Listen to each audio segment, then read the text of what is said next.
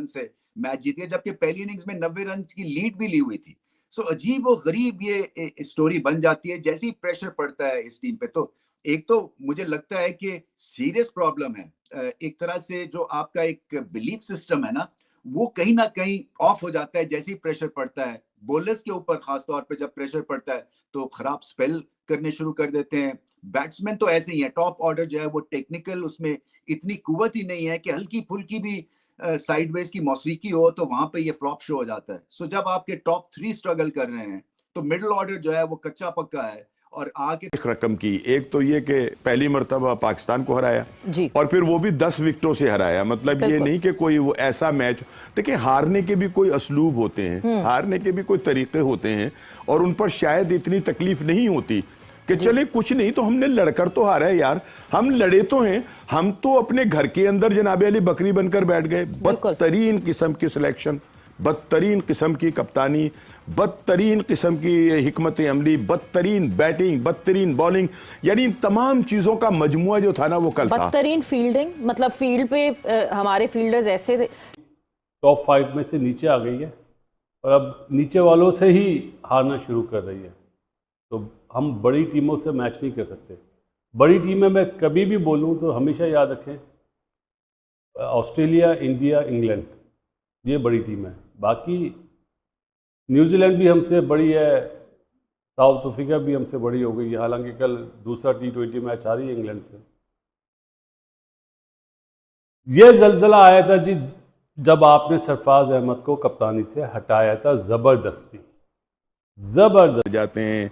कभी हम आयरलैंड से हार जाते हैं, कभी हम अफ़गानिस्तान से हार जाते हैं, कभी हम अमेरिका से हार जाते हैं और अब इस कल इतवार को जिस ज़िल्लत आमेज शिकस्त से हमें दो चार किया है बांग्लादेश ने, यानी उन्होंने 2 तारीख रकम की। एक तो ये कि पहली मर्तबा पाकिस्तान को हराया और फिर वो भी 10 विकेटों से हराया। मतलब ये नहीं कि कोई वो ऐसा मैच, देखिए हारने के भी कोई असलूब होते हैं, हारने के भी कोई तरीके होते हैं और उन पर शायद इतनी तकलीफ ठीक नहीं खेलेंगी, या पहली इनिंग्स बॉलिंग अच्छी तो दूसरे में फ्लॉप।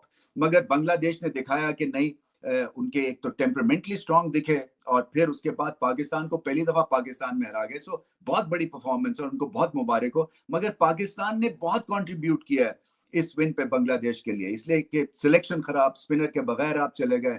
उसके बाद बैटिंग 5th डे के ऊपर तो सीधी सादी पिच के ऊपर घबराहट का शिकार और लेने के देने पड़ गए। आपने डिक्लेयर की इनिंग्स, सोचा कि आप मैच को काबू में रखेंगे, मगर टेस्ट क्रिकेट जो है ये हंसाती भी है और बहुत दफा रुलाती भी है। सो कहाँ पे। हेलो दोस्तों, जैसे कि आप जानते हैं कि पाकिस्तान बांग्लादेश से हार गया। अब दोस्तों इनको सीरीज का खतरे का मंडरा रहा है, सीरीज हारने का खतरा मंडराना शुरू हो गया। क्योंकि दोस्तों ऐसा है कि जो इनकी सीरीज होगी, अगर गलती से अगला मैच ड्रॉ हो गया, बांग्लादेश जीत गया, पाकिस्तान हार गया, अब तो देखो सीरीज तो जीत ही नहीं पाएंगे।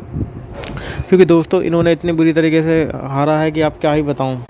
इतनी बुरी तरीके से हारा है कि भाई ये सीरीज जीतना तो भूल ही गए होंगे। दोस्तों इनकी सबसे अच्छी बात कर लूँ, देखिए इनके हार का कारण क्या, जो रवि ने बोला, ये दोस्तों फ्लैट ट्रैक बनाते हैं, फ्लैट ट्रैक पे पहली पारी में रन करते हैं, दूसरी पारी में बिखर जाते हैं। इनके साथ ये कई बार हुआ है, क्योंकि पिच दोस्तों स्लो पड़ने लगती है, स्लो पड़ने का स्पिनर को टर्न मिलने लगता है। इसके बाद ये दोस्तों पाकिस्तान के खिलाड़ी बिल्कुल बेदम नज़र आते हैं और इनसे कुछ भी नहीं हो पाता। अब दोस्तों सबसे बड़ी बात जो है, रमीज राजा ने भाई अपना रिएक्शन दिया। उनका रिएक्शन है, भाई इंडिया भी तो जो जीतता है, भाई इंडिया क्यों नहीं हारता, तुम क्यों हार जाते हो। और भी पाकिस्तानी क्रिकेटरों का ये देख कहना है कि भाई इंडिया अपने घर में कभी नहीं हारता, लेकिन तुम हमेशा हार जाते हो। ये कहना है दोस्तों पाकिस्तान के मीडिया का और पाकिस्तान के यूट्यूबर्स लोगों का। लेकिन अब दोस्तों पाकिस्तान हार तो गया, धब्बा लग गया तो लग ही गया है। तो दोस्तों पाकिस्तान का मीडिया का आगे क्या रिएक्शन करता है, देखते वीडियो में। दिखाया कि नहीं, उनके एक तो टेम्परामेंटली स्ट्रांग दिखे और फिर उसके बाद पाकिस्तान को पहली दफा पाकिस्तान में हरा गए। सो बहुत बड़ी परफॉर्मेंस और उनको बहुत मुबारक हो। मगर पाकिस्तान ने बहुत कंट्रीब्यूट किया है इस विन पे बांग्लादेश के लिए, इसलिए कि सिलेक्शन खराब, स्पिनर के बगैर आप चले गए। उसके बाद बैटिंग 5th डे के ऊपर तो सीधी सादी पिच के ऊपर घबराहट का शिकार और लेने के देने पड़ गए। आपने डिक्लेयर की इनिंग्स, सोचा कि आप मैच को काबू में रखेंगे, मगर टेस्ट क्रिकेट जो है ये हंसाती भी है और बहुत दफा रुलाती भी है। सो कहाँ पे गलती है? देखिए पहले तो सिलेक्शन में गलती है, इसलिए कि आप स्पिनर के बगैर चले गए। दूसरे फास्ट बॉलिंग की जो रेपुटेशन के ऊपर आप इनको खिलाए जाते हैं, वो एक तरह से खत्म हो गई है वो रेपुटेशन। और ये एशिया कप से एक तरह से डिबैकल शुरू हुआ है, एक कॉन्फिडेंस क्राइसिस जो इस बॉलिंग लाइनअप में, खास तौर पे फास्ट बॉलिंग लाइनअप में आया है, वो वहां से शुरू हुआ है जो भारत के अगेंस्ट मैच था। सीमिंग कंडीशंस में धुलाई हुई हमारे फास्ट बॉलर्स की, और फिर सारी दुनिया ने ये ताड़ लिया कि इन पे अगर हमला किया जाए या थोड़ा सा जिगर दिखाया जाए तो ये जो बॉलिंग अटैक है ये उस पाए का नहीं है जितनी कि इसकी रेपुटेशन है, क्योंकि स्पीड सबकी कम हो गई है। फिर उसके बाद स्किल लेवल है नहीं है। बांग्लादेश के फास्ट बॉलर्स ज्यादा पेनिट्रेटिव दिखे, हमारे बॉलर्स जो थे वो ज्यादातर विकेट लेने के बाद जो है वो एक विकेट को एंजॉय करने के चक्कर में होते हैं, एक ड्रामा बनाने के चक्कर में होते हैं, रात दिन के परफॉर्मेंस के थ्रू वो अपनी धाक बनाए। स्पीड सबकी कम है। ऐसी पिच के ऊपर अगर आपके pass out and out fast bowler नहीं है और एक ही तरह के 125-30 के फास्ट बॉलर्स हैं, तो बांग्लादेश जैसी बैटिंग लाइनअप भी खड़ी हो जाएगी आपके खिलाफ, और फिर तोड़ फोड़ है। देखें, ये कुछ 2 साल पहले ये कोशिश की गई कि प्लेयर पावर, एक तरह से किसी ने ये टर्म इजाद कर दी कि प्लेयर्स जो हैं बड़े पावरफुल हो गए और इस पावर को हमने तोड़ना है। और तोड़ना क्या है कि हमने कोई यंगस्टर्स जो हैं वो खिला देने हैं ताकि इनको रियलाइज हो कि ये नहीं है पाकिस्तान के लिए जो कि खेल रहे हैं, बाकी हमारे पास और भी बहुत ज्यादा पूल में प्लेयर्स हैं। वो आप एक यंग टीम को शादाब के नीचे आपने शारजा में अफगानिस्तान के खिलाफ खेलने को भेज दिया, वो सीरीज हार के आगे फिर विकेट और वैसी ही रहेगी।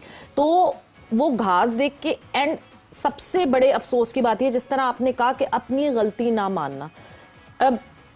Azhar Mahmood said, and I will quote, the pitch did not turn out the way we wanted it to turn. यानी पिच की गलती, पिच ने जिस तरह बिहेव करना था, पिच मिसबिहेव्ड, उसने नहीं तो उसके ऊपर हमारी गलती नहीं है कि हमने कंडीशन सही नहीं पढ़ी, हमारी गलती नहीं है कि हमें हमसे ज्यादा बेहतर कंडीशंस रीड की बांग्लादेश के स्टाफ ने, बांग्लादेश की टीम ने, बांग्लादेश के बॉलर्स ने।